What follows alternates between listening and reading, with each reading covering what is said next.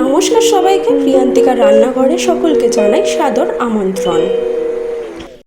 শঙ্কর মাছটাকে ভালো মতো নুন হলুদ দিয়ে মাখিয়ে কড়াইতে তেলটা গরম করে আমি শঙ্কর মাছটাকে ভালো মতন ভেজে নেব। তারপরে আমি রেডি করে নেব পেঁয়াজ, লঙ্কা, টমেটো, আদা, জিরে। এটাকে আমি পেস্ট করে নেবো, একটা স্মুথ পেস্ট রেডি করে দেন আমি কড়াইতে তেলটা হিট করে তার মধ্যে জিরা ফোড়ন দিয়ে তার মধ্যে আমি পেস্টটা দিয়ে নেবো। দিয়ে ভালো মতন কষিয়ে তার মধ্যে দিয়ে দেবো নুন আর হলুদ নুনটা দিয়ে ভালো মতন কষিয়ে তার মধ্যে তেলটা ছেড়ে দিলে আমি তার মধ্যে দিয়ে দেবো হচ্ছে টমেটোটা কুচি দিয়ে ভালো মতন কষিয়ে তার মধ্যে আমি দিয়ে দেবো হচ্ছে জল পরিমাণ মতো।